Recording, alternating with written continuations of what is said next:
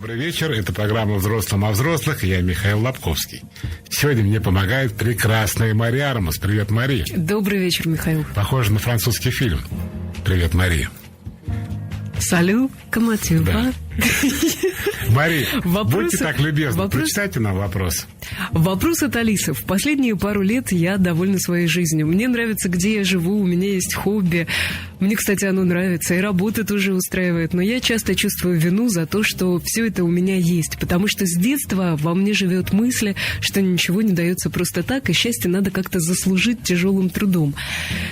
Но мне просто вот повезло сейчас. Моя жизнь, как она есть, это череда случайных счастливых совпадений. Но мне все время приходится оправдываться перед собой и другими, что я на самом деле это заслужила. И мне стыдно даже за то, что я живу лучше, чем мой очень умный брат, которому просто чуть меньше повезло. Как вообще расслабиться и жить свободно?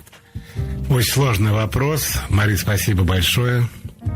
Дело в том, что наша Алиса, к сожалению, является собой наш российский менталитет, так сказать, собирательный образ нашего российского чувства вины.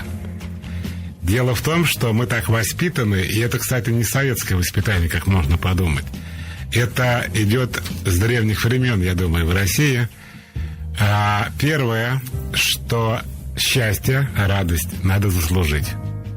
Кстати, я избегаю слова «удовольствие», в России оно не пользуется, так сказать, спросом. Вот радость звучит лучше, чем удовольствие. В слове «удовольствие» мы видим какой-то оттенок эгоизма, что ли. И вот Алиса пишет о том, что она не может просто радоваться. Она считает, что чем она это заслужила. Она говорит о том, что ее накрывает чувство вины. И это большая проблема. Значит, обратите внимание, что как будто бы она сама ничего для этого счастья не сделала. Вот если бы она сделала, то тогда все было бы хорошо. А поскольку это вроде бы просто так, хотя это вопрос, кстати, просто так или не просто так. А вот у меня тоже к вам вопрос, Мария, позволите? Ну, попробуйте. А вы считаете, надо счастье заслуживать? Если да, то как? Ни в коем разе. То есть или повезло, или не повезло? Мне бы хотелось не относиться к вопросу так, что его надо заслужить или не надо заслужить. То есть вы не считаете, что надо заслуживать? Ни счастье, ни радость. Но у меня есть предположение, что любовь. Алиса все-таки приложила какие-то усилия для того, чтобы быть в той точке, где она сейчас. То есть она не просто так счастлива, она буквально святой человек. Но она не описывает, что она делает как таковое. Мы же не знаем, возможно, она работает 8 часов, училась до этого и вообще тянет на себе тянет и не заслужила. Я что хочу сказать. Как человек, который уже, относительно слонов, конечно, я недолго живу, но относительно людей нормально уже. Первое, какой бы человек ни был хороший с точки зрения его понимания хорошести, да, то старушку переведет через дорогу, то нищему копеечку подаст, то после работы останется до утра, поработает, начальника не подводить. И если он при этом думает, что он из-за этого будет счастлив, точно нет. Он может получить от каких-то своих дел удовлетворение внутреннее, от того, что ему нравится, скажем, помогать людям, пожалуйста. Но сказать, что есть какая-то высшая сила, которая контролирует твои жизненные процессы и говорит, что вот тут ты себя повел правильно, и ты заслужил быть счастливым, а здесь неправильно, и ты будешь несчастен, так это не происходит. Например, если говорить о любви, ее тоже нельзя заслужить. И людей вообще не любят за то, что они прогибаются, пытаются угодить. Даже за то, что они кому-то помогают, их не очень любят. Поэтому бедная Алиса должна понять, чтобы ее отпустила наконец, что счастье невозможно заслужить. Оно существует вне ваших стараний, да? Оно само по себе. Тогда возникает вопрос, это что за такой жизненный хаос? Значит, кто-то произвольно счастлив, а кто-то произвольно несчастлив? Во-первых, да. Во-вторых, кто бывает счастлив? Люди с легким характером. Вот в чем проблема Алисы, она спрашивает, как ей все-таки быть таким человеком. Она очень замороченная на чувстве вины, на чувстве незаслуженности того, что она может быть счастлива. Кстати, тут проскальзывает, она об этом не пишет впрямую, есть чувство страха у наших людей из-за того, что если тебе хорошо, придется расплачиваться. Это тоже имеется в виду. Вот если бы Алиса избавилась от тревоги, отмыслить, что заслуживать надо все в жизни, тогда у них был бы шанс стать счастливым человеком безо всяких условий. То есть не надо будет потом расплачиваться, потому что в каком-то смысле все заплатят одну и ту же цену. Догадываетесь, какую, Мари? Все помрем. Я вам не рассказывал? Этим все закончится. Счастлив ты или несчастлив, все равно рано или поздно придется кормить червей. Поэтому... Есть все-таки какая-то определенность в нашей жизни. И смысл, главное.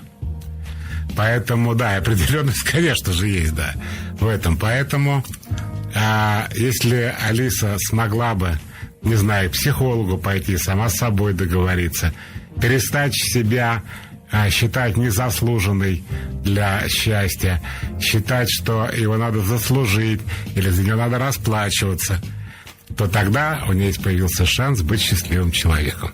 Вот так. Вопрос номер 2 от Екатерины. Немножко длинная ситуация. Вопрос странный, пишет Екатерина. Я не знаю, есть ли у меня молодой человек. Мы встречались 3 года, из них год жили вместе у меня, и были 3 крупные ссоры, когда мы переставали общаться на месяц вообще. Потом мы мирились, отношения продолжались как прежде, а вот последняя ссора была другой. Это была даже не ссора, а разговор на тему отношений и финансы. И я поняла, что у нас разные точки зрения на этот вопрос. После этого я замкнулась в себе, почти перестала с ним разговаривать, а неделю назад он перестал приходить домой. Насколько я поняла, он переехал обратно к своим родителям. Мы общаемся, даже ходим вместе на мероприятия, и отношения даже лучше, чем те предыдущие месяцы отчуждения. Но про его переезд из квартиры я боюсь начать разговор, боюсь услышать, что он меня больше не любит и не хочет со мной быть. Нужен ваш совет. Ну, если нужен мой совет, конечно, да. Тут такая история про 2 невротиков, которые не знают, что у них за отношения, и поэтому на всякий случай не разговаривают на эту тему. И поэтому мы продолжаем. У нас сегодня про счастье. Я смотрю вопросы. 2 про счастье. Они несчастливы, потому что у них ссоры, они не могут поговорить о том.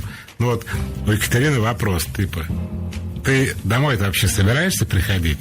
Ты вообще съехал или да. как? Или вообще у меня есть парень? Почему я должен на радио-то об этом спрашивать? Я тебя хочу спросить, ты еще мой парень? Или ты, во-первых, не парень, а во-вторых, не мой? И все. Михаил, у нас уникальные шансы запустить голосование. Как вы думаете, у Екатерины есть еще парень или уже нет для наших слушателей? Я думаю, 60 к 40 слушатели скажут, что, конечно, уже нету. Но есть еще такая точка зрения. Это слова Карла Маркса о том, что практика является критерием истины. Нет парня дома, значит, нет парня. Точка. Но Екатерина играет в эти кошки-мышки. Мы обиделись, он от меня съехал, я молчу, ничего не говорю, потому что я боюсь, а вдруг он скажет правду. Но лучше ласковой лжи, как поэт Пресняков-младший, беспощадная правда. Хотя бы Екатерина будет знать, на каком она свете. И если, наконец, у нее парень. Екатерина это припоручила радиостанции «Серебряный дождь» почему-то. Екатерина, просто спросите об этом. Если окажется, что он уже не ваш парень, вы сразу становитесь свободной для следующих отношений. Вот согласно 3-му правилу моему из 6, человек должен сразу говорить то, что ему не нравится, и дальше принимать какое-то решение. Екатерине не нравится, что он не живет, но она молчит. Такая вот невротическая история. Кстати, вот пример, как не надо молчать. Как-то у меня была такая история с девушкой, которой я позвонил. Она мало то, что меня сбросила, так взяла прямо и скинула. И после этого вообще не перезванивала. Я как прямо Екатерина замолчал. Ушел в себя. И вдруг она звонит вечером, там часов 6-7 прошло. Говорит, а куда ты пропал? Я говорю, я куда пропал? Нет, вру, неправда, я говорю. Я решил, что я не хочу быть как Екатерина. Я хочу знать, что происходит. Я позвонил и сказал, это что такое? Тут нет, такие не все слова может употреблять, да? А говорит, а что случилось? Мало то, что меня сбросило, да, когда я звонил, ты еще не понял. Говорит, я тебя не сбрасывал, это ребенок играл в телефоне, и когда звонки его от игры отвлекает, он только настроится играть, да? Тут кто-то звонит, и ему ломает всю игру, он берет и всех сбрасывает. А вот если бы я был как Екатерина, я так, может быть, и поссорился на всю жизнь. Оказалось, что девушка вообще ни при чем. Вот поэтому надо прямо сразу говорить то, что не нравится. И еще один вопрос от нашего слушателя. Здравствуйте, Михаил. Работаю в сфере услуг. Мне очень сложно назвать цену для клиента. Стараюсь ее уменьшить или как-то озвучить, чтобы не столкнуться с негативом. Ой, как дорого. Вроде головой я все понимаю, что материалы и препараты дорогие, что специалист неплохой вроде, что есть и подороже, кстати, существенно. Но очень стесняюсь и боюсь, что буду сидеть без работы. Как научиться не бояться называть стоимость услуги? Но в данном случае наш безымянный герой отвечает на вопрос, почему он боится. Потому что он боится остаться без работы. Не потому что он людей любит, как можно подумать. Не потому что он их жалеет и специально занижает свою работу, чтобы как можно больше людей воспользовались. Нет, просто он боится, что они к нему не придут. Что я хочу сказать. Вы, когда занимаетесь ценообразованием, дорогой незнакомый друг, вы исходите из того, сколько вы хотите денег за свою работу.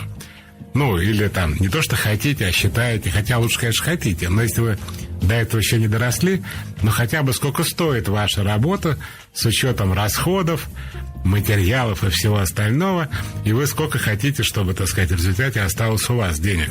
Это ни к чему не привязано, ни к клиентам. Это вы и так считаете. Если вам сложно говорить, напишите на бумажке. И так молча дайте бумажку. А когда он просчет, возьмите зажигалку, как в шпионских фильмах, и сожгите эту бумажку с цифрой в пепельнице. Вам станет легче. Может, я тебе прочитаю? Давайте. Мария, вы устали? Давайте, читайте. Хорошо. Евгения, добрый день. Я люблю проводить свои отпуска в поездках, путешествовать, и чаще всего для этого нужно совершать авиаперелеты. Так, секундочку, вот это продолжение. Билеты я покупаю заранее, за пару месяцев до вылета, и все это время нервничаю из-за боязни летать на самолете, накручиваю себя, воспринимаю многие фразы как предостережение. Как успокоиться и перестать нервничать по этому поводу? Ну, во-первых, сказать себе, что если разобьется, значит, помру. Хуже-то уже все не будет, правда? Второе. Есть компания, называется «Летаем без страха». Вот, кстати, в аэропорту, по-моему, Домодедово, они висят на всех столбах. Я даже знаю Леша Герваша, который руководит этой компанией. Он сам летчик и психолог одновременно. Кстати, он получал, для меня это, так сказать, знак качества и диплом летчика он получил, права летчика в Америке. Он закончил психфак, по-моему, Иерусалимского университета, и, кроме этого, специально по поводу аэрофобии закончил курс в США тоже. И он избавляет от аэрофобии. И там прямо в Домодедово висит на столбах, там за полчаса до полета вот куда-то надо пройти, и там вам помогут. Я, так как летать не боюсь, я не ходил. Но с Лешей я общался, интересно, как он это делает. Попробуйте к психологу сходить. Теперь для всех, у кого есть аэрофобия. Друзья мои, аэрофобия состоит, как правило, из двух частей. Первая часть, что вы не понимаете, что происходит. Когда вы идете по улице, вам кажется, что вы контролируете свою жизнь. Когда вы летите в самолете, вы не понимаете, вы же не за штурвалом сидите, и вы получаетесь такой заложник действия экипажа, например, да, и из-за этого начинаете нервничать. То есть очень многие люди не переносят потерю контроля над собственной жизнью в каких-то проявлениях. При том, что статистика говорит, что если человек идет по чистому полю, вообще нет ни здания, ни одного. Вообще ничего нету. Только поле. Его возможность умереть примерно в 4000 раз больше, чем если он летит на самолете. Когда человек сидит за рулем машины, то есть сам управляет автомобилем, за рулем буквально, у него есть иллюзия, что он контролирует ситуацию, он же за рулем сидит. Там я вообще молчу в сравнении с самолетами, где он не сидит за рулем. Там в десятки тысяч раз смертность больше в машине, чем на самолете. И если человек отпустит эту ситуацию, что да, она не контролируется, значит, вот так устроен самолет. Тебя за штурвал не пустят. Просто смирись с этим, будет легче. И второе, конечно, непредсказуемость действий самолета, как кажется пассажиру, да? Как сказал поэт, то как зверь она завоет, то заплачет как дитя, то его потрясет малек, да, то покачает, то вдруг стюардесса говорит, а сейчас мы находимся в зоне турбулентности. И у людей, конечно, сдают нервы. Я помню, когда моя мама тогда уже пожилая была, она сидела у окна и так вслух говорит: по-моему, крыло отваливается. Это когда вот эти вот, как они, закрылки. Это не смешно, когда да, ты поднимается и опускается. Человек пожилой, может, первый раз самолет увидел. Конечно, была смешная реакция, да, окружающих. Вот. Но мама, кстати, бесстрашно это сказала. Типа, как ребенок, да, смотрит, как интересно. По-моему, крыло отваливается, а там вот это вперед-назад закрылки ходили. Вот когда человек не понимает, это вторая причина, да. Первое — отсутствие контроля. Второе — он не понимает, что происходит с судном воздушным. Чего вдруг затрясло? Потом такое ощущение такого легкого провала. Так раз он трясел и обратно. И человек думает: а может, мы сейчас так падаем недолго? Вот из-за этого всего у него и страхи. Я так понимаю, что психолог или вот конкретно специалисты по аэрофобии, они все это прорабатывают. Я знаю, что у них есть, как это называется, симулятор, да? Симулятор. Очевидно, симулятор. Да, Боинга, где человек прямо сидит, его там укачивает. И симулирует. Симулирует эту фобию, значит, аэрофобию. И вылеченно оттуда выходит. Так что это же очень сужает качество жизни, когда вы не летаете. Так что летайте. Следующий вопрос от отца и сына, пишет Роман. Сыну 16 лет, первая любовь у него, и пропал интерес к учебе. Деньги, предназначенные для питания и проезда, откладывает на подарки или съем квартиры. По часам, кстати, съем. А все попытки объяснить, что это ненормально, заканчиваются вспышкой агрессии. Хотя после взаимных высказываний все становится тихо и спокойно, ну, например, на неделю. Как вести себя с сыном, отпустить ситуацию или продолжать пытаться вернуть его в образ жизни среднестатистического подростка? Я боюсь, что Роман далек от понимания образа жизни среднестатистического подростка. Роман сам не знает, что говорит. Я, скажу честно, вначале подумала, что сын откладывает на съем квартиры, и подумала: боже, как же это круто, в 16 лет. Потом увидела по часам, ну, в общем, поняла, что папа, конечно, кое в чем сомневается. Рассказываю. Нет, но сын откладывает по часам, потому что где-то сексом ему надо заниматься. Вот он по часам и откладывает. Ну, мы не знаем, в принципе, зачем откладывает сын деньги. Вот, а давайте вместе пофантазируем, Мария, какие идеи снимать квартиру на час? Давайте ваша очередь. Я бы, знаете, что сняла тревогу отцу сына для начала. Нет, вот я вас спрашиваю, зачем еще? Может, я испорченный такой? Откуда отец знает, что сын снимает квартиру на час? Это Вы еще одна проблема. Контролирует, наверное, да? Может, правда следите? Я просто представила подростка, которого так жестко контролируют, что родители даже знают, да, что давайте происходит. Поможем все-таки Роману. Первое. Роман спрашивает: отпустить? Отвечаю: отпустить. Карманные деньги, я об этом целую программу делаю, по-моему, не одну даже, они не должны быть ни к чему привязаны. Если ваш сын покупает на них алкоголь, сигареты или наркотики, это единственная причина, по которой можете деньги больше не давать. Все остальное, не вредящее здоровью, не наносящее ущерб жизни и здоровью ребенка и окружающим, это его дело, на что он тратит деньги. Это первое. Второе. Среднестатистический подросток, чтобы вы понимали, Роман, это ребенок, который уже 12,5 лет попробовал все существующие наркотики. Секс, это я даю статистику по Российской Федерации. Просто здесь не всем видно. Мари просто с ошарашенным, удивленным лицом. У меня есть какая-то выборка 12-летних подростков, и мне кажется, что... Не 12, все-таки не это 12. не совсем то, о чем вы говорите. Да, 12,5 они наркотики пробуют. Я так курить вообще в 7 начал. Но сейчас не обо мне речь. Секс в 15 лет, а не в 16, как у среднего физического сына Романа в 16. Вы хотите сказать, что сын Романа запаздывает? Да вообще просто. Не мальчик просто, а мечта каждого родителя. И я не понимаю, то, что учеба, у всех учеба забрасывается. И здесь минуточку цифр. В начальной школе успеваемость составляет примерно по Москве, я знаю, 50%. Это значит, что половина класса учится на 4,5. Вот те, которые имеют тройки, они уже не входят в эту статистику.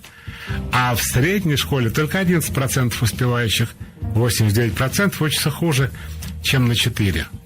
Так что у вас абсолютно нормальный, здоровый подросток. Надо просто дать ему волю, и пусть делает, что хочет. Я немножко хочу извиниться все-таки перед Романом. Мы как-то засмеяли его вас, видимо, ситуацию. Алиса зацепила, да? У вас чувство вины. Ну, извиняйтесь, ладно, Мария. Да, я все-таки представила, что отец, правда, волнуется, поэтому... А чего волноваться? Вот что ты вы же сказали 12,5 тяжелый наркотик. Так он уже прошел все. Тогда не волнуйтесь, Роман, у вашего сына все хорошо. Можно я короткое прочитаю? Давайте. Когда еще такие короткие сообщения появятся в нашей жизни? Лина пишет: Михаил, здравствуйте. Как реагировать, когда завидуют тебе? Перестать общаться не вариант. Родственник. Тот человек очень любит все приукрашивать. Это плюс в каком смысле? Это плюс для человека? Так она пишет: плюс, человек любит все приукрашивать. Я считаю, это плюс. Рассказываю. Реагировать так. Если вам неприятно, вы говорите: мне неприятно, что ты мне завидуешь. Но она говорит дальше: не общаться не вариант. А тогда что говорить зря? Языком-то чесать. Нравится, не нравится, если вы опять будете общаться, можете промолчать. Потому что по моим правилам вы не можете общаться, если вам это неприятно. Но так как это ваш родственник, решайте сами. Успеем еще одно сообщение, оно чуть длиннее, чем Лина была. Как избавиться от ощущения, спрашивает Светлана, что жизнь проходит мимо. Вроде бы любимый муж рядом, профессия своя, с родителями отношения хорошие, а все равно кажется, что можно было бы добиться большего, зарабатывать больше, путешествовать больше, как прожить свою жизнь эффективнее и быть благодарной за то, что имею. Ну, я не знаю, хватит ли нам времени на мой ответ. Сколько у нас времени осталось? Минуточка есть? Ну, пару минуточек, да. Пару минуточек. Успею. Дорогая, несчастная, к сожалению, Светлана, вы являете собой образ невротика. Именно невротик говорит, что жизнь проходит мимо. Что это значит? Что ни муж любимый, ни любимая профессия человека не радует. Он все время находится в состоянии тревоги. Вот как выглядит ваша тревога? Что вы не так эффективно живете, как могли бы жить. Что вы могли добиться большего и так далее. Вы что, реально считаете, что люди от того, что живут эффективнее, добиваются большего, более счастливы, что ли? Да нет, конечно. Состояние удовлетворения, состояние радости от жизни никак не связано ни с эффективностью, ни с зарабатыванием больших денег, ни с добиванием большего и большего. Вот, поэтому я вам хочу сказать, когда вы как-то решите проблему с тревожностью, то вдруг вы поймете, что то, что у вас есть, это то, что вам нужно. Любимый муж, любимая работа и абсолютно спокойная жизнь, в которой никто не хватает мешки с криком «вокзал отходит», а просто люди живут и не пытаются делать это эффективнее. Вот что я об этом думаю.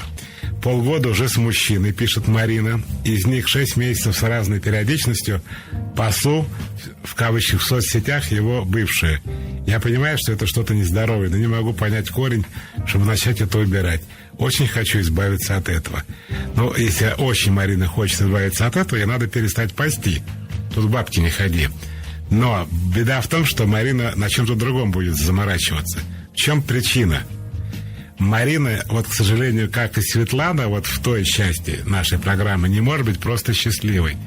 Ей, извините, пожалуйста, ей надо обязательно на чем-то заморочиться. Марина должна страдать. Кстати, третий вопрос сегодняшней программы о людях, страдающих не из-за чего. Так вот, Марина для того, чтобы решить эту проблему, должна настолько изменить свою психику, чтобы там только остался любимый мужчина, и все. Не надо вот этой ложки дегтя в эту бочку с медом. Михаил, спрашивает Анна, моему младшему брату 8 лет, он постоянно дерется в школе, не умеет держать себя в руках и очень вспыльчив. Школьный психолог сказал, что из-за недостатка отца, читаю, как написано, недостаток отца в жизни ребенка, действительно, папа постоянно на работе и практически не принимает участие в воспитании. Папа вообще никак не хочет решать эту проблему и не придает ей значения. Можно ли как-то помочь брату спокойно реагировать на окружающий мир, кем или чем можно заменить отца и его роль в воспитании? Ну, некрасиво, наверное, обсуждать коллег, но это бредовая идея, что он агрессивный, потому что у него нет отца. При том, что отец есть, просто не занимается воспитанием. По этой логике, самые агрессивные в мире дети – это те, у которых отец или вообще отсутствует, или не занимается. Это неправда. На самом деле агрессия ребенка связана с особенностями его психики. Есть дети и взрослые подвержены приступам, как сейчас сформулирую, как это звучит, ярости, агрессии. Это как заболевание бывает. Вот. Второе – это следствие какой-то обиды и унижения, который, может быть, ребенок испытывает дома или в школе. и в качестве ответной реакции он агрессивен. В любом случае, тот психолог, который так про папу рассказывает, что все из-за папы, потому что он не принимает участие, нам точно не подходит. Маме надо искать другого психолога. У меня все. Продолжается наш родительско-детский блог. Софья спрашивает. У меня были сложные отношения с папой, потому что он много требовал в детстве и бил меня. Сейчас у меня получилось относиться к нему спокойно, он не вызывает злости и раздражения, но в жизни я встречаю людей, похожих на него каким-то образом. Вот мне интересно, почему и сколько это еще будет продолжаться? Хороший вопрос нам Софья задает. И, кстати, вот у Марии в голосе есть что-то такое, что еще делает глубину в вопросе. Чисто интонационно. Что, так сказать, доколе? Да, отвечаю. Чтобы такие люди больше в жизни не попадались, надо вырасти из своего отца. Это непросто. Во многом Софья уже сделала шаги в этом направлении. Она в каком-то смысле спокойнее стала относиться к папе. Но совсем, чтобы отпустила, надо, чтобы они поменялись местами, и у нас была бы взрослая дочь и пожилой отец. И дочь была как бы в каком-то смысле взрослее отца. Ну, это какой-то пожилой такой дядечка, может, дедушка, я не знаю, сколько Софье лет, да? А она такая вся из себя крутая. До тех пор, пока ребенок себя чувствует ребенком по отношению к родителям, эта схема с обидами, унижениями, побоями, она еще живая. И она из организма вся не выветрилась. Чтобы она выветрилась, надо, чтобы вы поменялись с родителями местами. Они стали как дети, такие старички, а вы стали такими, я хотел сказать Бэтмен, но в случае Софьи Бэтвумен, видимо. Ну, такая крепкая, короче, девушка, взрослая, обычно старше это, родителей. в фильмах это женщина-кошка. Извиняйте. Буду знать. Спасибо. Валентина. Я возьму на себя Валентину. Она короткая, берите. Ну, я бы не сказал, что она очень короткая, между прочим, но и мы не будем считаться. Мария просто лучше читает, чем не будем я. мериться, действительно, не будем мериться. А чем не мериться, Мария намного лучше меня читает. Как перебороть страх? Я пытаюсь быть похожа на вас, Мария. Что люди смеются над тобой. Не волнуйтесь, Михаил. Я уверенный, вот в вашем присутствии, теряюсь даже. Уверенный в себе человек, люблю участвовать в научных конференциях, выступать. Не боюсь там и смеха, и непоняток, самоврач. Но как только выхожу из своей среды, чувствую дикий страх. К примеру, купила абонемент в зал с бассейном. Боюсь идти в бассейн, потому что не умею плавать. Думаю, что для меня все обсмеют. Что это? Это зависимость от окружающих людей. Так как Валентина в какой-то сфере уверенный человек, профессиональный, ее не трогает какая-то ирония по отношению к ней, потому что она себя очень уверенно чувствует и, видимо, может дать отпор, может объяснить и так далее. Вот там, где она не чувствует себя уверенной, она боится, потому что она зависит от мнения окружающих. Первый вопрос, Валентина. А кто не боится? Отвечаю. Кому вообще плевать, что о нем подумают? Идите вот этой дорогой, и когда-нибудь вас отпустят. Галина. Здравствуйте, мне 35 лет, и я не люблю помогать другим. Жалко свое время и силы. Что мне делать? Следовать вашему правилу делать то, что хочу, потому что даже просьба родителей помочь на даче у меня вызывают обиду, а просьба подвести подругу до дома вызывает чувство, что меня используют.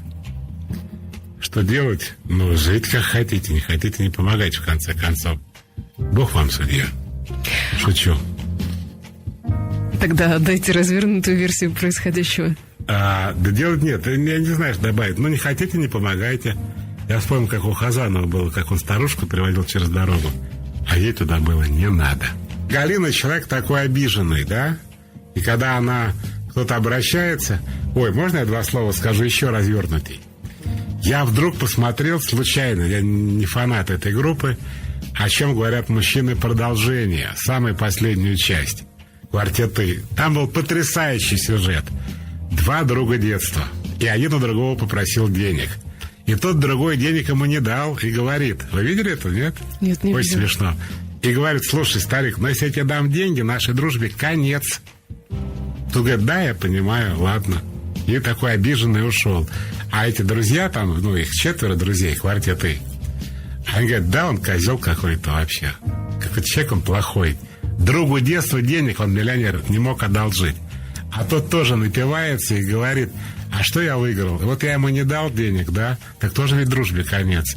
И дам деньги дружбе конец, и не дам деньги дружбе конец. Что же мне делать? И где-то, когда он совсем уже был пьяненький, он вдруг говорит себе: а я денег дам, а обратно не попрошу. И тогда никто никому ничего не должен, и у нас будет дружба. Он ему звонит под утро, так, часов в 5 утра, и говорит: слушай, ты знаешь, я тебе дам денег, но ты мне их не возвращай, это подарок. Потому что тогда никто никому не должен, мы сможем дружить дальше. И тут такой счастливый: говорит: ребята, вы говорите, он человек плохой, он мне деньги просто так дает. Тот дальше пьет, и потом в какой-то момент просыпается утром и понимаешь, он что-то по пьяни не то сделал. Он звонит и говорит: слушай, ты меня извини, ты забудь, что я тебе говорил, я не дам тебе денег. Постоянство, да? Деньги, там много сюжетов, но этот сюжет мне понравился. Насчет того, что нежелание помогать ближнему, считаю, что использует то же самое. Почему он так переживал? Люди обиженные, люди униженные, они боятся, что это вот не от души. У меня тоже был такой товарищ, у него по тем временам где-то было $500 миллиона, и это было очень болезненно, а я вообще был в долгах, ведь попросить там 5000, например, долларов. Он прямо, ну, больно на него было смотреть. Типа, это реально не дружба, это сейчас его просто используют. И вот даже он не давать не хотел, так тяжело все было. Зато и просить потом у таких не хочется. Вот что-то в этом есть, я ее понимаю. Галина, я имею в виду. У Анны такая ситуация. Здравствуйте, моя тетя алкоголик с большим стажем. Лечилась, бросала, но все равно возвращалась к бутылке. Я понимаю, что это ее выбор, и семья тут бессильна, но раз в полгода она уходит в запой. Потом звонит и умоляет ее спасти. Эти истерики отнимают много сил у всех, некоторые уже находятся в депрессии из-за нее. Как реагировать на ее просьбы, если она все равно пьет, и даже после ее истерик мы отправляем ее на лечение? Ну, у меня правило простое. Хотите — помогайте, не хотите — не помогайте. Ни чувство вины, ничего не должно вами руководить. Почему? Алкоголизм – это заболевание, очень успешно лечится. Я сам был свидетелем, как, ну, кстати, вот многих наркологам ходят, я не знаю. Я отвел человека к психиатру, и этот человек, психиатр, за 3-4 месяца, по-моему, в общей сложности это полгода заняло, полностью другого вылечил, алкоголика. Это, кстати, была женщина-алкоголик, которая до этого пила, ну, я скажу, лет 15 по бутылке, по 1,5 бутылки водки каждый день. То есть такой алкоголик, который не каждому мужику приснится. Нормально, все идеально. Родила 3 детей, по-моему, после этого. Вышла замуж. И не пьет. Если человек хочет лечиться, пусть лечится. Не хочет, пусть погибает. Это его дело. Почему? Каждый из нас может заболеть гриппом, я не знаю, ОРЗ, чем угодно. Хочешь — лечись, не хочешь — не лечись. Друзья мои, давайте проясним. В России алкоголь, чем только алкоголизм не называет. Привычкой дурной, да? Или пагубной привычкой. Или частью менталитета. Вранье. Это химическая зависимость, относится к разряду химзависимости, является заболеванием психического характера. Если еще, так сказать, 2 слова: алкалоиды, содержащиеся в алкоголе, да, как, например, при наркотике, там, опиаты, да, это вещества, которые создают определенные состояния у алкоголика, там, его отпускает и так далее. Можно лечить, лечится успешно. Не надо тетю спасать. Она так из запоя выйдет, деньги закончатся. Пойдет, может, после этого в ремиссии полечится. До рекламы успеваем еще один вопрос. Слушательница наша Ирина очень любопытно делит мужчин на классификации. Михаил, здравствуйте. Скажите, пожалуйста, может ли мужчина сына, а мужчин я делю на мужчину сына, мужчину брата и мужчину отца, так вот, может быть мужчина-сын быть успешным бизнесменом? Я бы сказала, это такой маменькин, папенькин сыночек, да, наверное, вот это имеется в виду. Если дома ему нужна женщина-мать, то на работе может ли он быть успешным? Смешной вопрос. Смешной, может, конечно. Соглашусь. Дело в том, что вот я сейчас вспоминаю, даже в кино это часто эксплуатируется, такие очень богатые люди, сексуальные извращенцы, например, они любят БДСМ, а вот в каких-то, я даже сейчас вспоминаю фильмы, по-моему, даже французских, такие богатые-богатые, а они специально ходят в такие бордели, где их там женщины бьют кнутами, там вот эта госпожа, вся эта фигня. Бывает такое. Бывает, что они в обычной жизни маменькины дети, а, скажем, в бизнесе они прямо акулы империализма. То есть вы советуете Ирине не волноваться? Она, наверное, у нее какой-то муж под каблучку, когда деньги начнет зарабатывать. Вообще такое бывает, думает про себя Ирина, да? Почему она этим вообще интересуется? Не просто же так. Не знаю. Нет разъяснений на этот вопрос. Нет разъяснений, да. У меня 2 сына. 6,5 и 4 года. Как там? Первый что-то был детина, второй не так, не сяк. Не помню. Ну тут 2 сына, там 3 было. Что делать, если старший сын почти всегда пытается сделать больно или неприятно младшему? Например, постоянно отбирает все, во что младший играет, или при любом удобном случае старается толкнуть или сделать подножку. Меня, как мама, это расстраивает, я не знаю, что делать. Во-первых, наказывать. За это надо наказывать, это надо, естественно, пресекать, но, как правило, причина, по которой старший так обижает младшего, одна и та же. Когда родился младший ребенок, у старшего произошел такой психологический слом. Раньше, как он думал, что любили его одного, а теперь его уже не одного любят. Этот слом обычно вызван тем, что родители вдруг начинают уделять по понятным причинам больше внимания грудному ребенку, а когда старший по привычке ноет и просится на ручки, ему говорят: ты же взрослый, ты же большой, имей совесть, он же маленький еще. И это порождает, естественно, ревность и ненависть у старших детей. Поэтому несколько советов практических. Первое. Если вы в семье и хотите иметь больше одного ребенка, помните, идеальная разница в возрасте между детьми не должна превышать 5 лет. Потому что до 5 лет ребенок хочет братика или сестричку, но обычно мальчики хотят только братика. А после 5 лет не очень хотят ни братика, ни сестричку. Потому что уже разница такая будет в возрасте, что им будет сложно найти именно в раннем детстве общий язык. Потом найдут, конечно. Второе. Никогда не говорите старшему, что он взрослый и большой, и поэтому должен уступить. Ведите себя с ним так, как с младшим ребенком, не делая никакой разницы. Никогда не старайтесь уделять время одному ребенку в ущерб другого ребенка. Они должны быть вместе. Обласканы, накормлены и так далее. И тогда вы сведете на нет всякую ревность, и не будет того, о чем вы сейчас пишете. У нас есть классический вопрос про замуж, но я его оставлю на следующий час, а в конце этого на 2 минуты вопрос от Сергея про деньги. Михаил, добрый день. Есть цель, коплю деньги на конкретную вещь, а когда накопил, не могу себя заставить купить эту вещь, потому что появляется переживание, что сейчас потрачу деньги, и что-нибудь случится, а мне не будут нужны, но вот их уже нет. Как преодолеть, как научиться делать покупки, если нет лишних денег? Это страх, во-первых, страх нищеты и разорения. Сама идея накопительства для чего-то, да, она уже говорит о том, что человек тревожный. Потому что люди не тревожны, они просто покупают это. Нет, подождите, может быть, Сергей не может себе позволить какую-то крупную покупку, и поэтому он немножко подсобирает деньги. Я вам сейчас расскажу. Крупные покупки банк предлагает вам купить в кредит. И ничего собирать не надо. Тогда же надо банку быть должен. Конечно. А здесь-то никому не должен. Но если у человека такая проблема, что он все собирает, а когда сумма есть, ему жалко становится, он во всем отказывал, деньги откладывал, не доедал.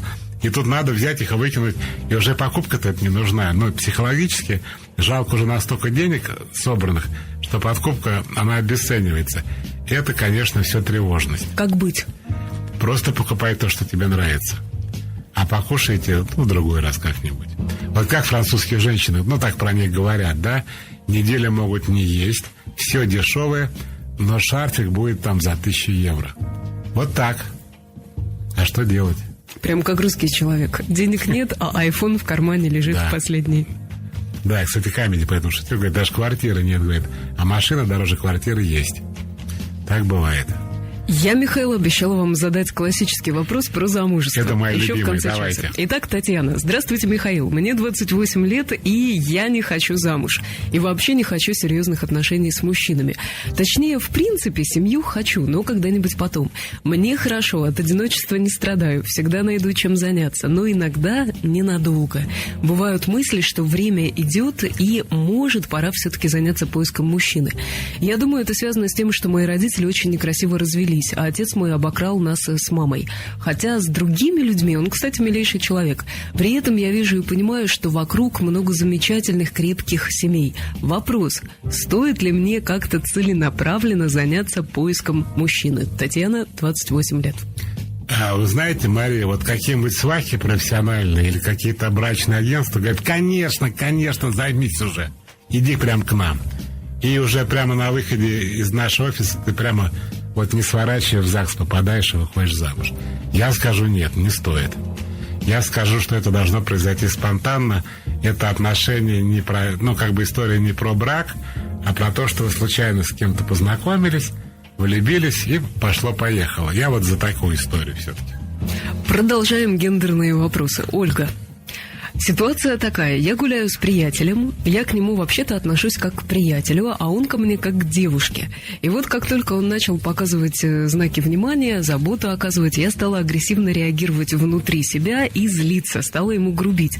Подскажите, пожалуйста, в чем причина? Может ли быть потому, что в детстве такой любви мне не давали, и поэтому меня это не цепляет? И как это лечить? Вот можете своими словами не въехать? Я так понимаю следующим образом. Ольга относится, это как я Ольгу поняла, Ольга относится к молодому человеку как к приятелю, а он к ней как к девушке и оказывает знаки внимания. Ольга начинает внутри себя крайне возмущаться и вести себя агрессивно. И дальше спрашивает, может быть, она его не принимает, потому что в детстве у нее не было вот той заботы, которую сейчас ей оказывает знакомый. Мария, спасибо за понятную интерпретацию. Это моя интерпретация, я думаю, я не знаю. Абсолютно. Я думаю, что Ольга, чтобы у нее не было в детстве, не обязана всех парней рассматривать как бойфрендов. Она к нему относится как к другу. Ее раздражает, что он переходит границы, видимо, ее понимания дружески, пытается с ней заигрывать. Я советую Ольге прямо сказать: старик, у нас с тобой только дружба. Есть такая великая шутка: деньги любят тебя, но как друга. Смешно, правда? Так вот так же с этим парнем. Мне кажется, грустно скорее. Да. Нет, ему-то, конечно, не понравится такой ответ, но лучше сказать ему правду, что извини, но вот я как к другу отношусь. Вот и все. И расставить точки над «и». Я так советую. Дальше будет вопрос от Катерины. Вы будете читать про поцелуи и познавательные отношения к мужчинам? Поцелуи? Катерина, 27 лет. Обнаружу, что я воспитывался в монастырском укладе? Да, конечно, прочитаю. Давайте. Когда на поцелуй в фильмах мне нельзя было смотреть, интересно, кто это были? Католики, лютеране, протестанты? Я до сих пор живу без познавательного отношения, в кавычках, интереса к мужчинам, если чувствую себе взгляд, но смущаюсь, краснею, не могу посмотреть в ответ, думаю, что он обо мне думает, как перестроить себя, как успокоить себя, начать смотреть на мужчин с легкостью и интересом. Ну, как Катерина. Мне интересно, где все-таки воспитывалась Катерина, в каком конкретном монастыре? В России, за рубежом ли? Но она пишет, что это монастырский уклад. Ну, в каком монастыре монастырский уклад? Строгая семья. Мария, вы себе представляете такую семью? Ну, непонятно... Где идет фильм 1935 года. Какие фильмы показывают в семье И там, Екатерины? например, председатель колхоза, да, обнимает доярку и прям в губы ее целует так. Так что прямо уши лопаются от этого звука. Тут заходит отец и грудью закрывает экран. Говорит, не смотри сейчас. Я это плохо такую семью представляю. Кстати, Александр Добровинский считает, что одна из самых эротических сцен с любовью Орловой — это фильм «Светлый путь», где она идет на ВДНХ мимо павильона. Видите, фильм-то фильмом, а сцену мы придумали одну и ту же с вами. Вот когда я отворачивался без родительского понукания, это когда Леонид Ильич сначала целовал человека в правую щеку, и это никогда не была женщина. Это всегда были мужики. Потом в левую, а потом так целовался в губы, что у меня был один вопрос: с языком или без? Но вот эти хонекеры, от них теперь не дождешься ответа. Не исключаю, что это и смотрели в семье Екатерины. Вот, это действительно просто порнуха какая-то была, то, что он вытворял. Если по сути, как начать смотреть на мужчин с легкостью и интересом? Когда ты действительно очень смущаешься. Избавиться от комплексов. Она не смущается. У нее это запретная тема.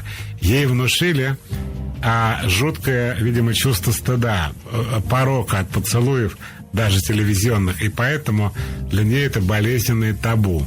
Ей для того, чтобы спокойно смотреть, как говорится, дьяволу в глаза в виде мужчин, надо, чтобы она избавилась от ложного чувства стыда. Думаю, что ей, может быть, нужна терапия. Она сама, наверное, не, она может, конечно, пытаться сначала 2 минуты в день смотреть на мужчину, и вдруг, смотри, такая картина, вот она едет в метро, да, и тренируется. Ну, ты психолог по радио рассказал, говорит, женщина, а чего прям так? Вы берите, начинайте смотреть. Вот представьте, вот вы мужчина, я, как и Екатерина. Вот я на вас смотрю, так, минуту смотрю, 2, и вдруг вы говорите, девушка, вы что пялитесь, а? И у нее раз и обратно опять вот этот стыд, вот это детство поганое. Тогда можешь к психологу идти. Ретравматизация. Да, тогда надо идти к психологу.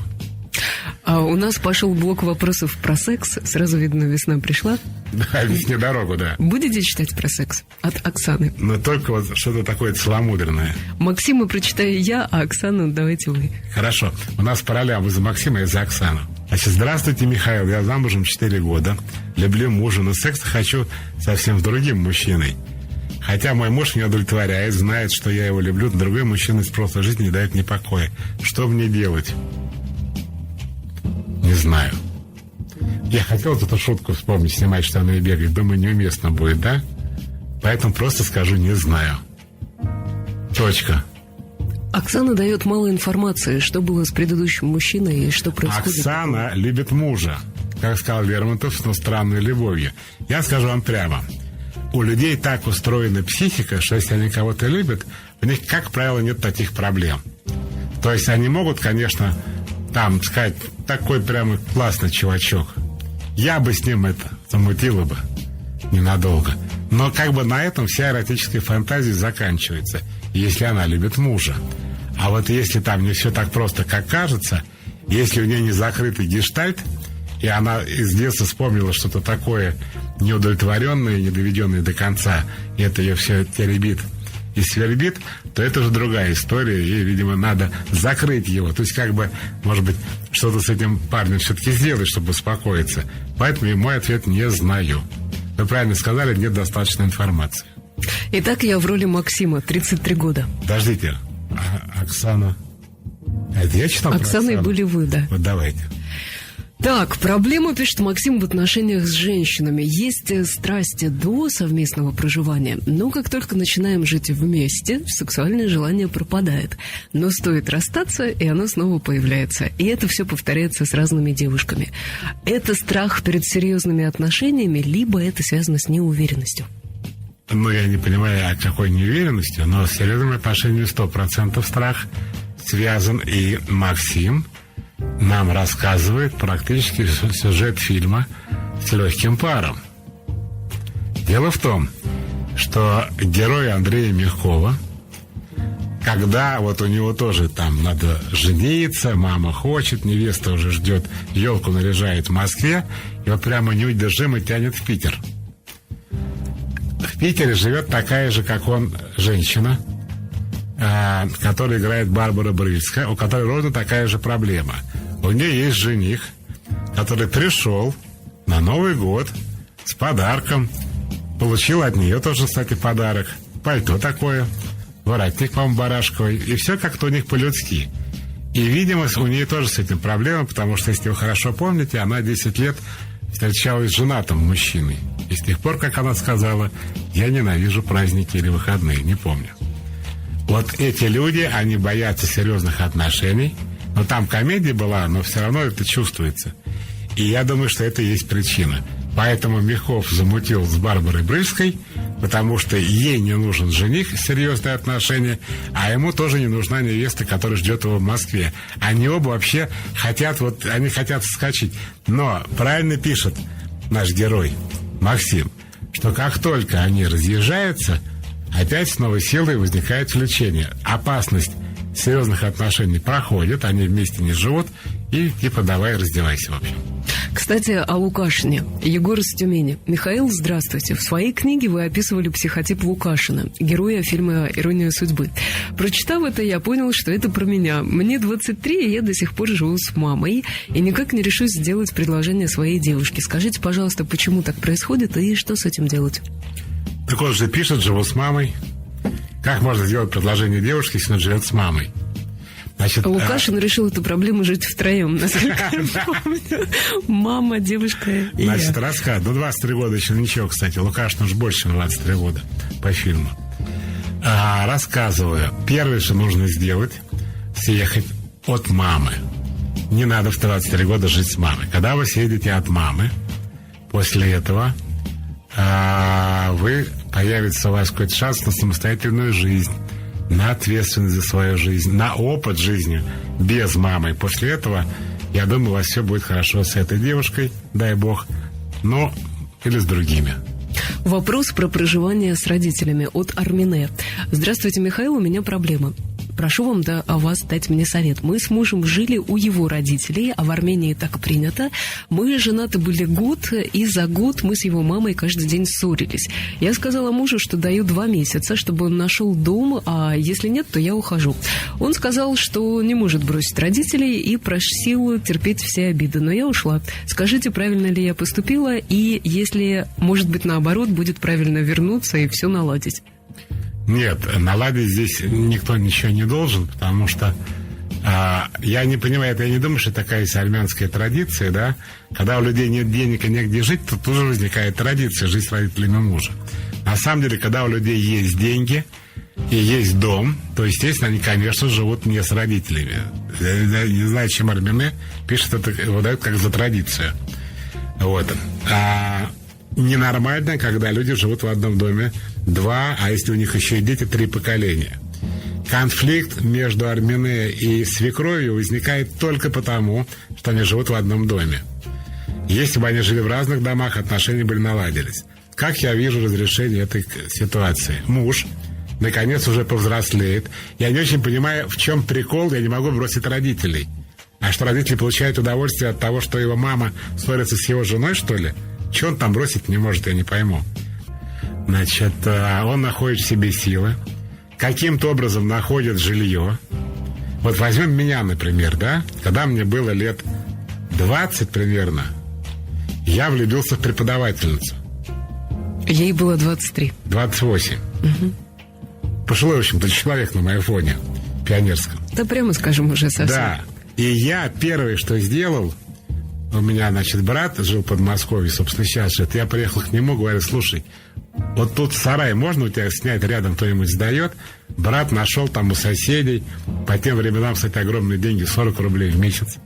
Мне 20 лет было. Мне в голову не пришло, что я сейчас, здрасте, мама, папа, типа вот тут невеста. Я первое, что сделал, хотя я был сопливый студент, я нашел жилье. Но невеста потом отказалась выходить замуж. Она, кстати, была замуж, забыл сказать. Вот. И, короче, на этом роман рассыпался. Так вот, сама идея не расстроить родителей и жить с ними, она, мне кажется, еще бредовой.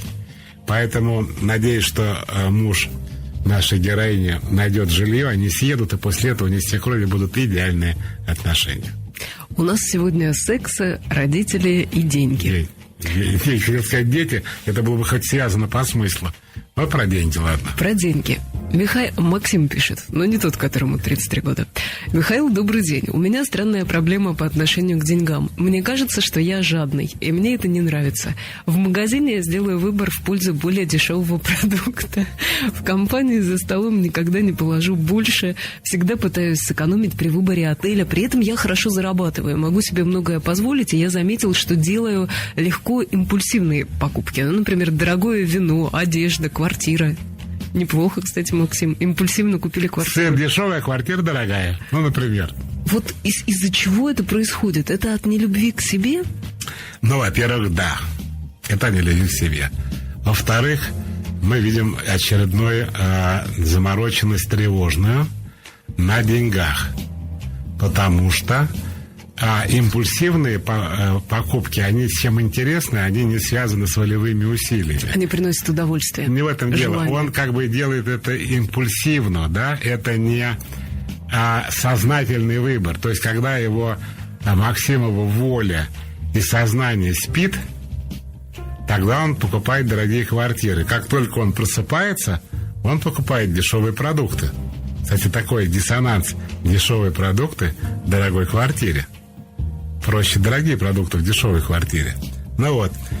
Это от нелюбви к себе, типа я не заслуживаю. Плюс, конечно, как правило, страх разорения нищеты, который заставляет человека копить и не тратить деньги. Не любовь к себе в том, что деньги ты не тратишь на себя, а то, что ты их вообще не тратишь, говорит о том, что ты боишься остаться без денег. В общем, есть проблемы, их надо решать. Михаил, вы просили про детей, и нам написала Надежда. Вопрос такой. До какого возраста ребенку можно спать с родителями в одной постели? Дочери 4,5 года, есть своя комната, иногда уходит спать к себе, но при этом говорит, что страшно, и практически каждую ночь приходит к нам с мужем. Ну, поздновато уже, конечно.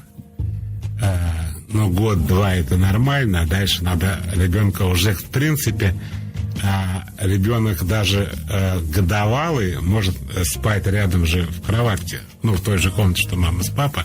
Многие мамы кормят ребенка тогда, когда он хочет есть, не по часам.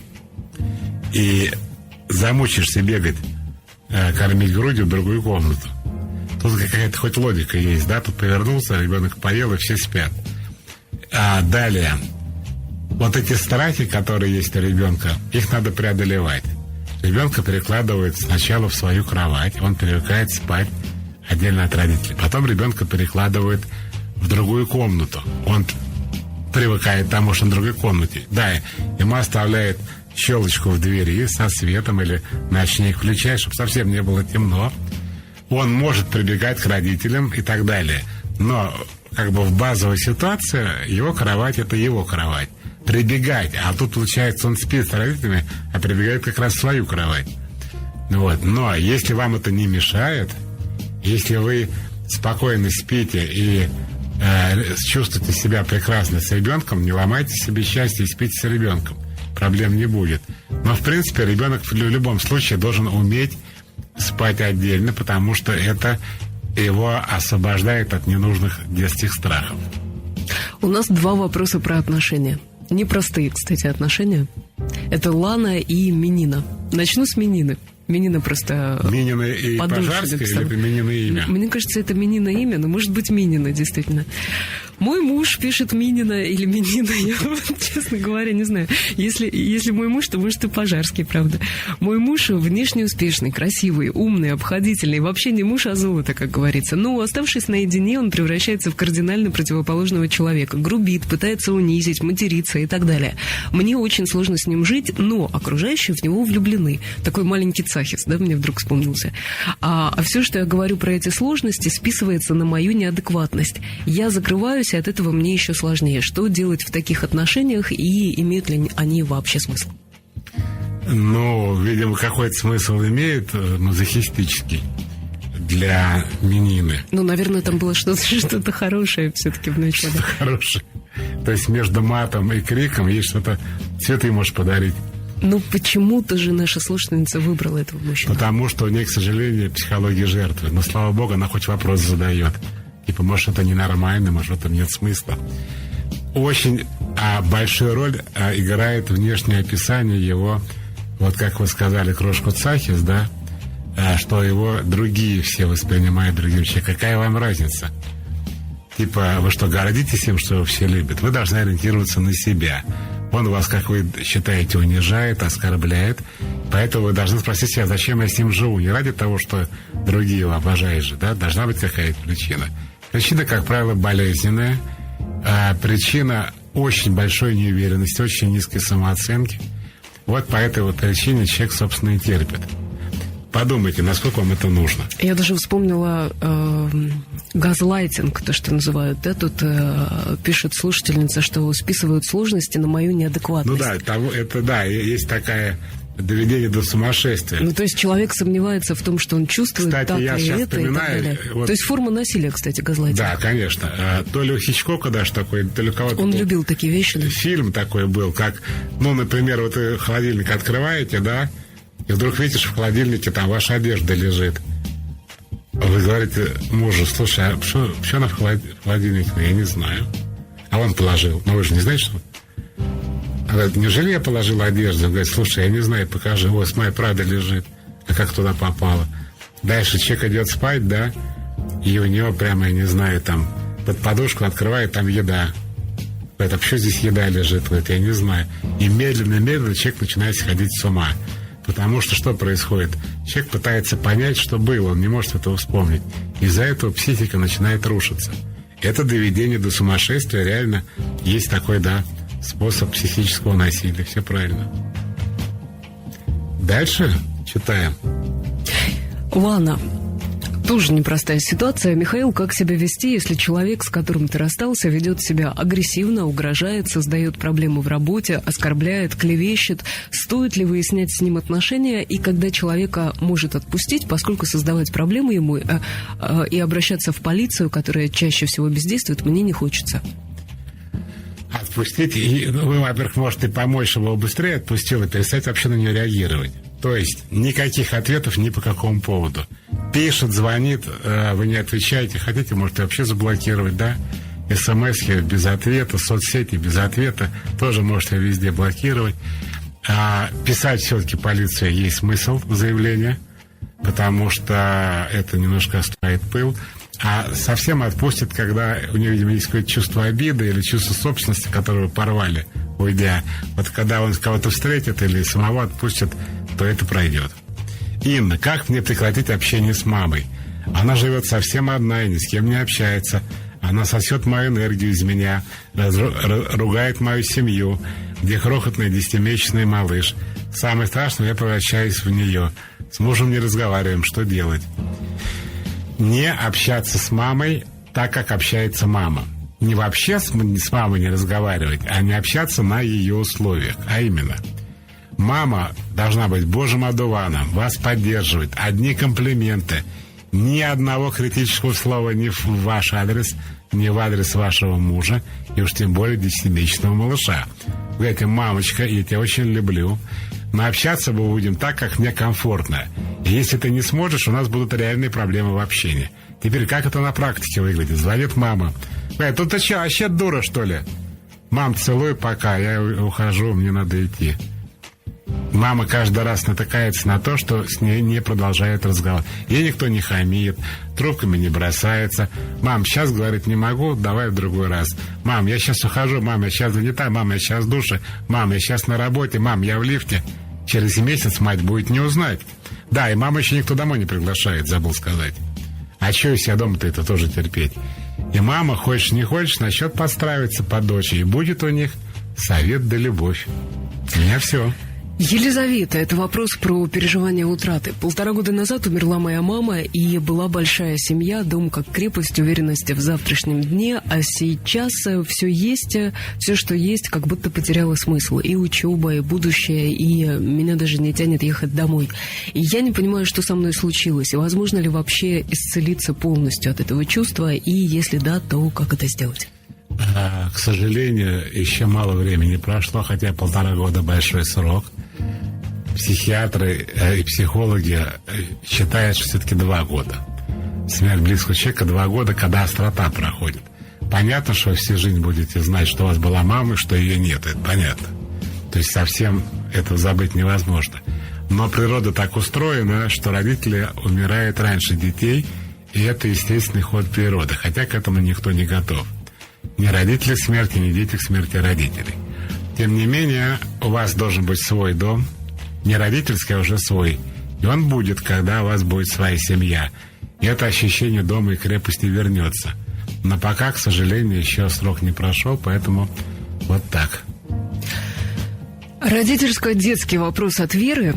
Здравствуйте, Михаил. У меня есть дочь, ей 5 лет, есть сын, ему 2 года. Дочь очень своенравная, непокорная, непослушная. Мне с ней очень сложно. Иногда срываюсь, кричу на нее от усталости и бессилия, и мне кажется, что я ее даже не люблю. А вот с сыном все совсем по-другому. Он спокойный, покладистый, послушный. Я смотрю на него, и сердце радуется. Очень его люблю. Мой вопрос: почему я не люблю свою дочь и люблю сына? В чем здесь корень? Очень может быть. Я вынужден гадать, потому что для того, чтобы более конкретно давать ответ, надо разбираться с отношениями с мужем, например, если он от мужа ребенок. Но тут много причин. Теперь возьмем самую простую. Мы, как правило, людей и похожих на себя по характеру, и покладистые, так называемые исполнительные дети просто обожаем.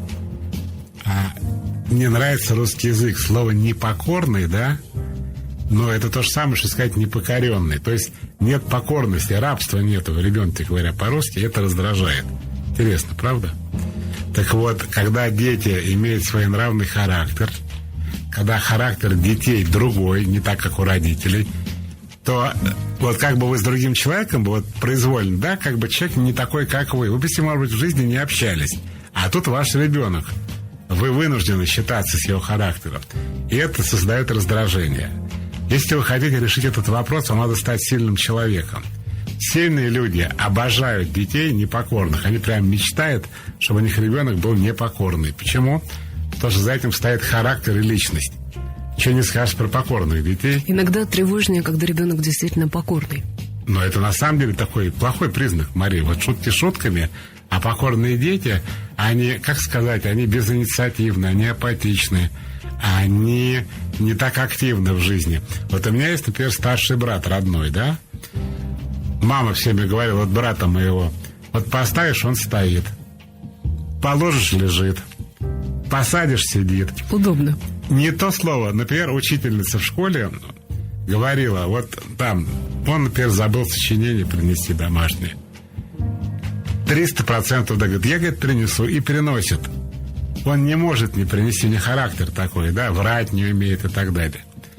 И с одной стороны это хорошо, да, с другой стороны брат достаточно тяжелую жизнь живет, не такую легкую, как у меня. А я как раз был непокорный, вообще был полный псих, у меня же СДВГ, там все непокорные с СДВГ. Вот, не могу сказать, что меня за это любили меньше, не думаю. Но намаялись гораздо больше. Непокоренный Михаил В частности, Лобковский. меня мама лупила ремнем, а брата никогда. Но брат и повода не давал. Притом учились мы с ним одинаково плохо, но я чуть хуже, правда. Вот. Но я, хотя бы мне за это доставалось. Вот. Не думаю, что меня за это меньше любили, но били больше. Ну вот, возвращаясь к вопросу, почему дочь не люблю, а сына люблю. Сложно. Вот я думаю, что вот эта вот комфортность характера, да, и некомфортность характера, она играет роль.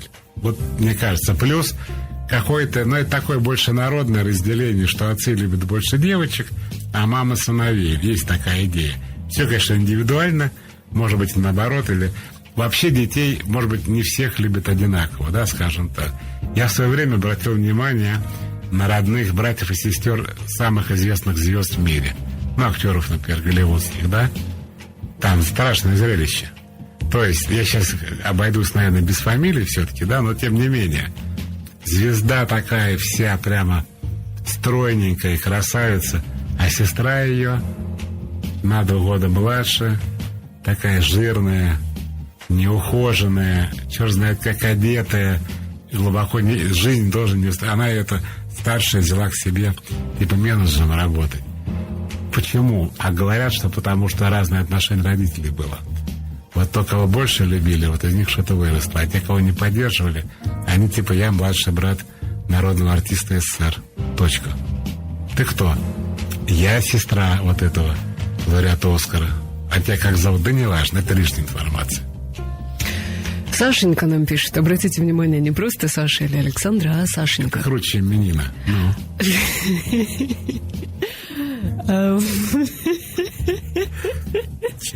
Так, мне все Веласкес вспоминается. Помните, у него картина «Менины»? Я вот только на фоне искусства думаю. Сашенька пишет: могут ли бывший муж и жена остаться родными людьми ради детей, при условии, что муж хочет вернуть супружеские отношения? Я бы ушла, уехала от него совсем, но мне никак от него не отделаться. Вот нам нужно видеться с детьми и как-то с ним договариваться.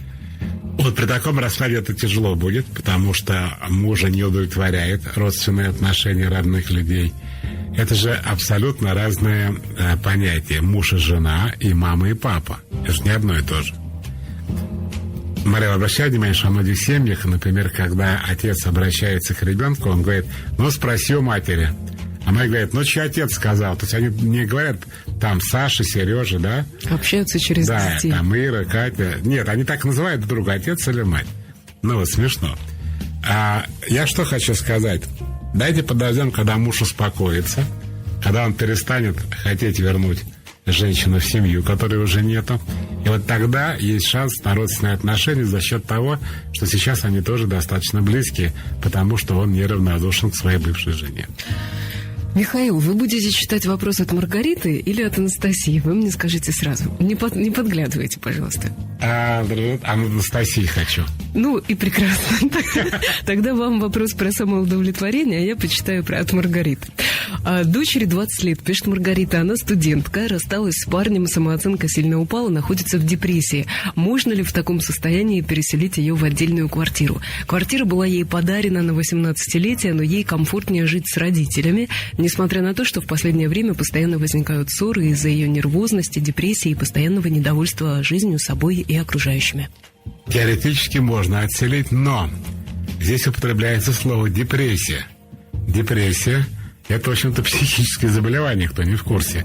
Это, конечно, не такое тяжелое, как там параноидальное расстройство, шизофрения или маниакально-депрессивный психоз.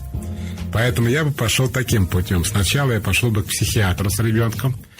Если психиатр скажет, что у вас такая, знаете, депрессия, типа, ну, с парнем поссорился, вся депрессия, может смело ехать. Но если врач считает, что дочери нужно медикаментозное лечение, сначала будем лечиться, потом разъезжаться. Вот в таком порядке.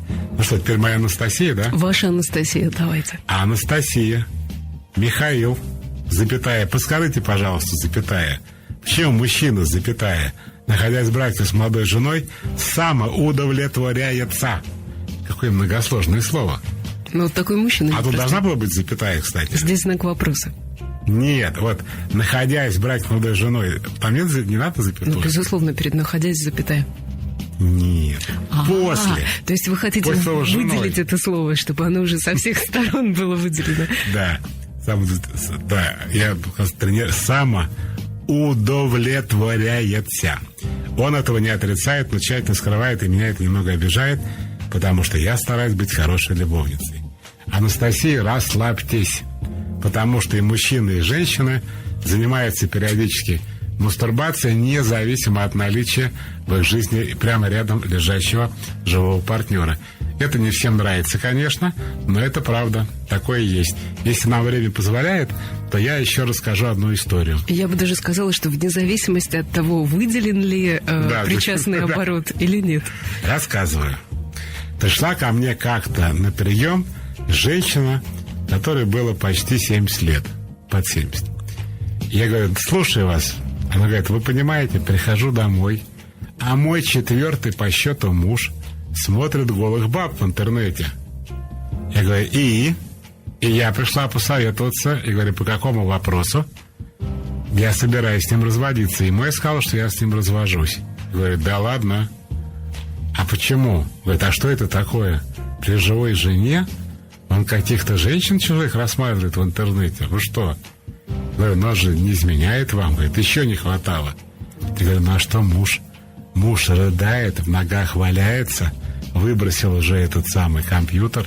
Говорит: без попутал больше ни разу. Я говорю: еле-еле, кстати, женщину отговорил. Говорю: муж у вас золото, ну посмотрел, ничего страшного. Ну не знаю, мне так прям неприятно было, она говорит. Или женщина, ну так многие делают, вот даже такая даже красавица, как вы, все равно. Это такая уже физиология, говорю. Говорит, ну ладно, типа, пусть живет. Я это к чему рассказываю? Не только потому, что это обижает. Вот от таких женщин никто никогда не уходит. Вот она, будучи почти 70-летней, и это уже не первый брак, настолько в себе уверена, что на таких мужья молятся. Вот так. Александр, как избавиться от страха? Жена изменила, а уйти не могу, потому что как только уйду, она сразу начнет спать с другим. Как освободиться от этих мыслей и идти своей дорогой без переживаний? Рассказываю. А зачем вам жена, которая не изменяет только потому, что вы с ней живете? А если вы уходите, она тоже начинает спать. Вы что так, всю жизнь будете бегать вокруг жены и контролировать, что ли? Александр, я на вашем месте нашел бы женщину, которая спать хочет исключительно с вами, любит только вас. И даже если вас нет рядом, она только думает о вас. Поэтому идите спокойно, а ваша жена пусть делает, что хочет. Это уже не ваша жизнь. Я почему-то представила. И вот спит Александр со своей женой и думает, что там делает предыдущий. Так. Да, Мария у нас отличается гуманизмом, конечно. Извините. Так, Анна пишет вопрос про воспитанность и про желание делать то, что хочется. Ребенок не всегда хочет здороваться. Говорит спасибо деду, бабушке, другим родственникам, не говоря уже про чужих. Он может крикнуть, точнее не говорит, наверное, здесь, да? Он может крикнуть, грубо сказать, отстать, я сказал, не хочу делать и не делаю. Или как-то вообще обидно сказать что-то. Как правильно реагировать? Какую выбирать стратегию воспитания? Учить манерам? Говорить, что это неприятно слышать людям? Или ничего не говорить ему? Не хочет здороваться и не надо. Отец его довольно жестко осаживает и наказывает. Правильно ли это? Хороший вопрос, во-первых. Спасибо, шикарный вопрос. Отвечаю. Во-первых, дети абсолютно копируют поведение взрослых. Чтобы не было никаких иллюзий, его поведение. Есть один период с 3 до 4 лет, когда дети, нарочно себя так ведут. У них кризис 3-летнего возраста. Они, так сказать, пытаются поднять границы и хамят, и отказываются, на все говорят нет, просто так, не мотивированно. Но если мы не про этот возраст говорим, то ребенок откуда-то это берет, или из школы, или из детского сада, или из вашего дома. Это первое. Второе. Вы обычные живые люди, и ведите себя так, как вели бы себя со всеми людьми. Например, мама зовет ребенка кушать, а он орет, я не хочу. Ну, не хочешь, не ешь. Чего бегать-то за ним? Маме не нравится, что он не благодарит. Вообще может не кормить его. Он так прибежит. Говорит, я есть хочу. А мама скажет, а я хочу с волшебное слово. Он скажет, мамочка, большое тебе спасибо. Пожалуйста, дай мне что-нибудь поесть. То есть ребенка поставить на место без агрессии, без нравоучения можно, это несложно сделать. Просто вы должны вести себя так, как вели себя с другими людьми. Самое естественное поведение, оно, как правило, самое правильное. Специально заставлять ребенка говорить спасибо, пожалуйста, не надо, потому что он это делает, именно повторяясь за вами. Кстати, опять вспоминаю этот прекрасный фильм «О чем говорят мужчины» продолжение. Там эта тема тоже есть. Там гениально играет Каневский папа, а Ольга Волкова мама. И 40-летний, и вообще 50 лет сын говорит, а я хочу так. Нет, ты пойдешь на день рождения к дяде Боре. Я не могу. То есть 40 лет мы ходили, ты пойдешь. Говорит, я не хочу. Нет такого слова «не хочу». Ты надо, и ты пойдешь. Короче, смотрите, хороший фильм. Еще вопрос от Анастасии, немножко такой пространный. Михаил, добрый вечер. Подскажите, пожалуйста, с какого возраста возможно и имеет смысл заниматься своим психологическим здоровьем? Читать соответствующую литературу, статьи. Многие вещи открываются со стороны, и многое ты и своим детям можешь дать только после того, как сам про себя многое поймешь. Какой возраст вы считаете самым благодатным для восприятия? Возраст не знаю, но обычно люди читают такую литературу, когда у них проблемы. Когда все хорошо, они не читают. Ну что, друзья мои, Мария, во-первых, огромное спасибо за долготерпение и, в общем-то, тяжелый труд. Некоторые сообщения были крупные по объему. А вам за шоколадки. А вам за шоколадки. Это секрет, Все, друзья мои, пока, до следующего вторника.